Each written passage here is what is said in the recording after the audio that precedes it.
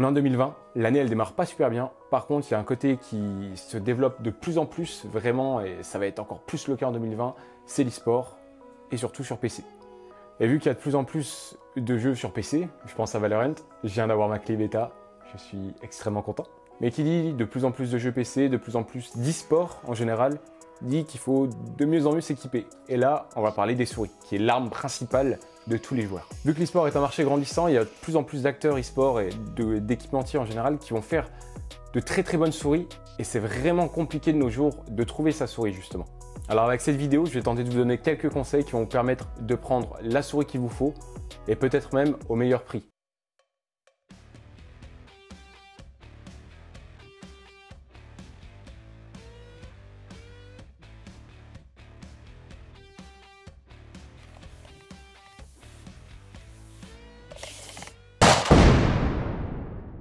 Bonjour tout le monde, c'est Yukio pour le deuxième épisode de GG Geeks Gear. Cette fois-ci, on va se concentrer sur les souris.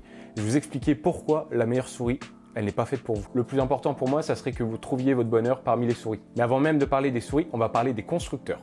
Il y a deux cas en particulier qui m'ont vraiment beaucoup intéressé par rapport à ça, par rapport aux souris et à l'e-sport en général. Il y a le cas de Logitech et de Corsair. La souris que j'utilise, on va dire principalement en ce moment, c'est la G Pro Wireless de Logitech, c'est vraiment une très bonne souris. Mais en fait, cette souris, elle est très bien, je ne dis pas le contraire. Elle est chère, ça, on peut pas le nier non plus. Et si elle est aussi répandue dans le monde de l'e-sport actuellement, c'est vraiment, je pense que c'est la souris la plus utilisée à haut niveau, très largement je pense, avec les Zowie. La G Pro Wireless, si elle est autant utilisée à aussi haut niveau, c'est parce que Logitech a été très fort.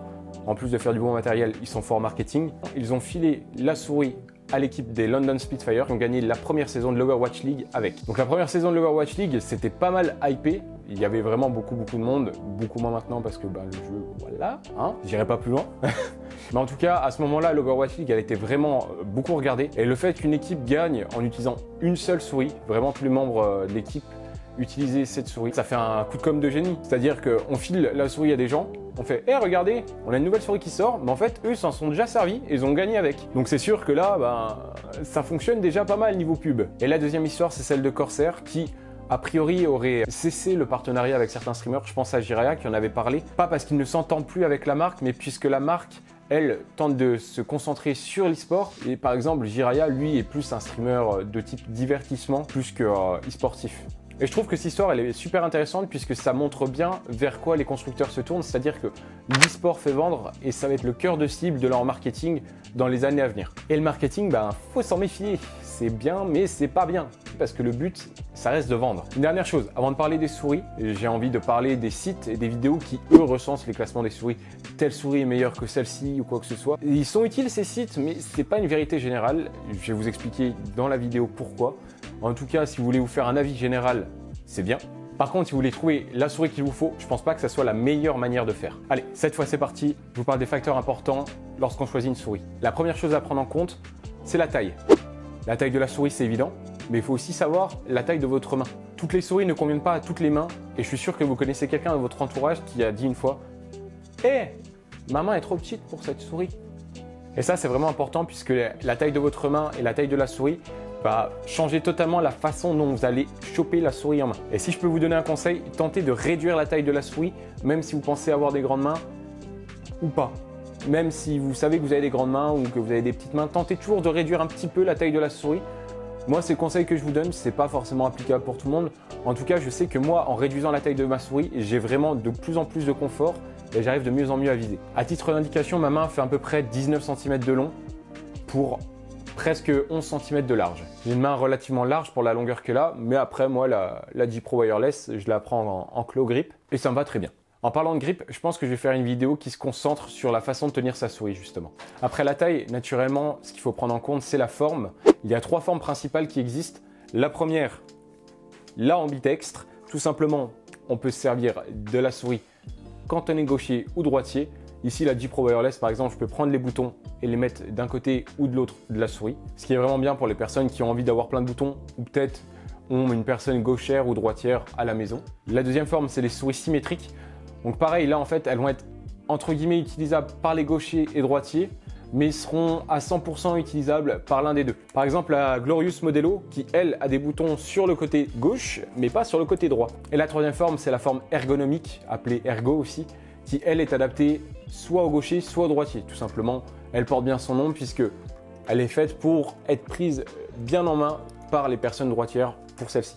Par exemple, la G502 de chez Logitech, si je m'en sers avec ma main gauche, ça va pas être dingue.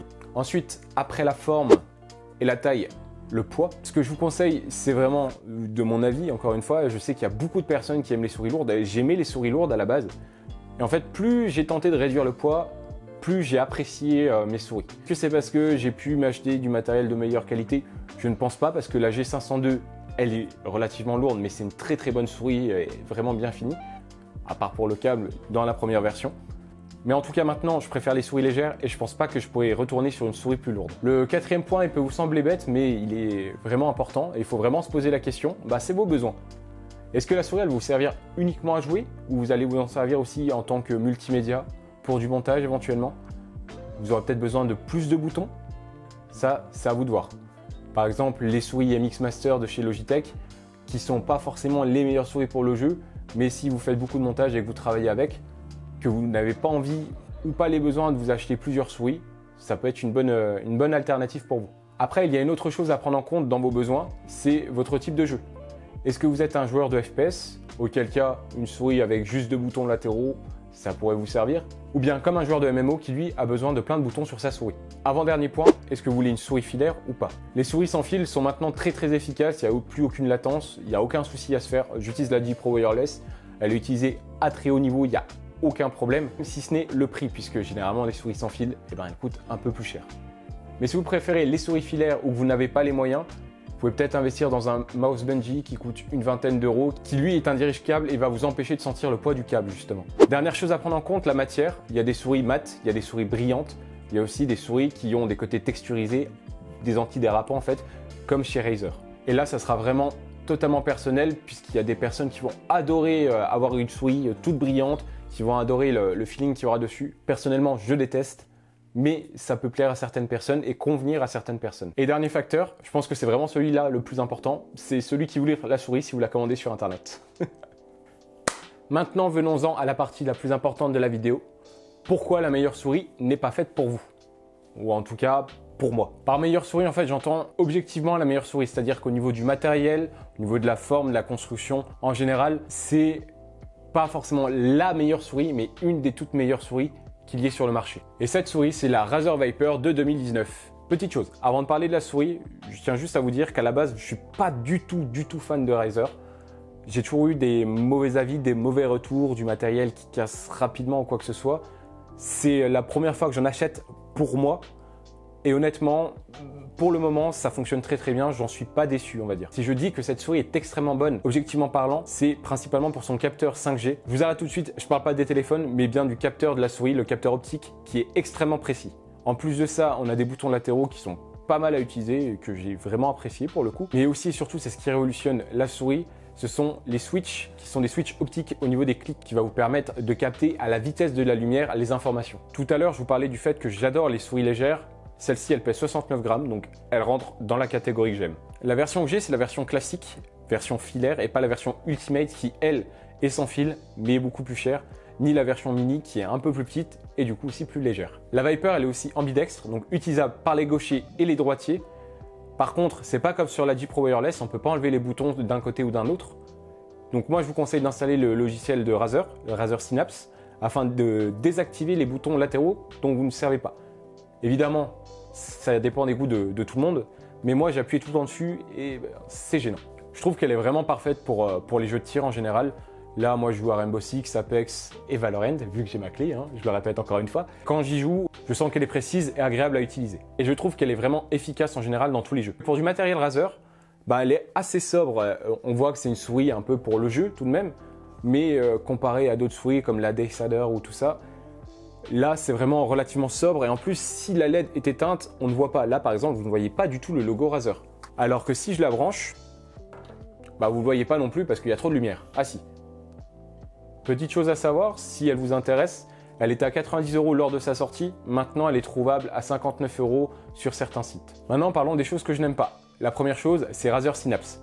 Je sais que ça ne fait pas vraiment partie de la souris, mais ça fait partie de l'écosystème de Razer et c'est important d'en parler.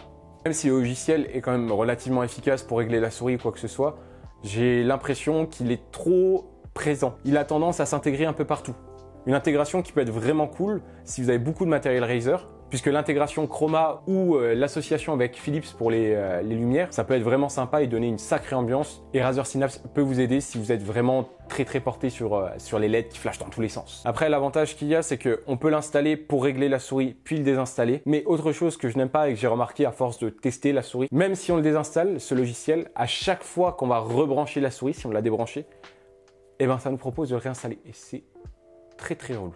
Maintenant, je vais vous dire pourquoi elle ne me convient pas à moi, alors que c'est une bonne souris. C'est pour deux raisons qui vont paraître totalement bêtes, mais pourtant qui sont vraiment très importantes. La première chose, lorsque moi je la prends en main, tout simplement, mon pouce ne vient pas se positionner entre les deux boutons, mais plus vers l'avant, ce qui va faire que si je dois appuyer sur le bouton arrière, je dois plus revenir en arrière et je perds un peu de mon grip et du coup de ma capacité à viser. Et l'autre chose, c'est le grip sur le côté. Il y a des personnes qui apprécient, mais moi en tout cas j'aime pas trop. Même si là avec le retour des beaux jours, je vous avoue que le grip, sentir que mes doigts accrochent plus, même si j'ai les mains un peu transpirantes à force de jouer. En temps normal, j'aime pas trop cet aspect sous mes doigts. Donc c'est pour ça que cette souris n'est pas ma souris principale, c'est pas la souris que j'utilise tout le temps. Il y a de temps en temps que je vais passer dessus.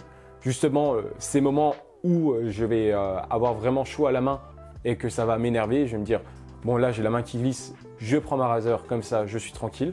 Sinon, en temps normal, je reste sur ma G Pro Wireless de Logitech. Mais là, pour quelques raisons, je ne peux pas me servir de ma vraie souris principale. Et ça, je vous en parlerai dans une autre vidéo.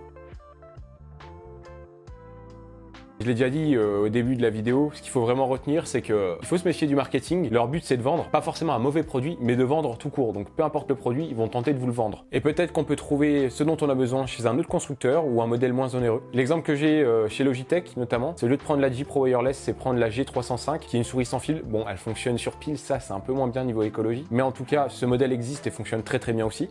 Ou l'autre exemple où on peut changer de fabricant totalement. Je pense à Final Mouse avec les souris ultralight qui jouent sur l'effet de hype et l'effet rare de la souris. Eh bien, il y a des marques comme Glorious qui ont sorti la Modelo, qui est une souris exceptionnelle, qui elle offre les qualités de la ultralight Final Mouse à un prix moindre et disponible. C'est des modèles auxquels on aurait pu ne pas penser. En fait, il suffit de rechercher. Donc, une souris, c'est comme pour tout, il faut vraiment se renseigner et pas s'arrêter aux premières pubs, aux premières vidéos, aux premiers sites sur lesquels on tombe. Il faut vraiment creuser et vraiment réfléchir à ses besoins, à la taille de sa main, à ses envies, pour acheter un produit qui va durer longtemps sans nous décevoir. Je pense sincèrement que le mieux, ça serait de pouvoir tester toutes les souris et de se faire une idée de celle qui nous convient le plus. Malheureusement, c'est compliqué, il n'y a pas tous les sites qui le permettent, le satisfaire remboursé, ça peut être un peu limité. Mais je sais que certains constructeurs, comme Zowie, ont ce qui s'appelle des fitting kits. Basiquement, c'est un pack de 10 souris. Vous avez toutes les souris de la gamme de Zowie et vous pouvez les essayer.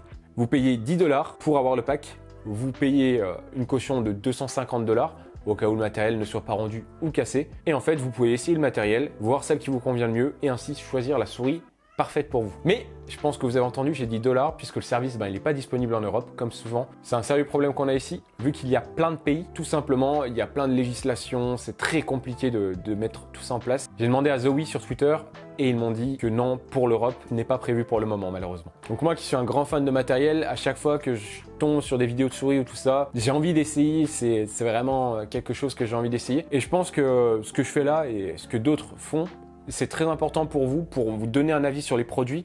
Mais après, c'est comme pour tout, ça va être à vous de croiser les sources pour avoir quelque chose de fiable. Et si vous avez la possibilité, testez par vous-même. Et voilà, c'est la fin du deuxième épisode de GG Geeks Gear. J'espère qu'encore une fois, il vous aura plu. Si c'est le cas, je vous laisse vous abonner, je vous laisse mettre des likes, mettre des commentaires. Moi, ça me fait plaisir, ça m'aide beaucoup. Ça montre encore une fois que vous aimez mon travail. Sur ce, je vous fais des bisous et moi, je retourne jouer à Valorant.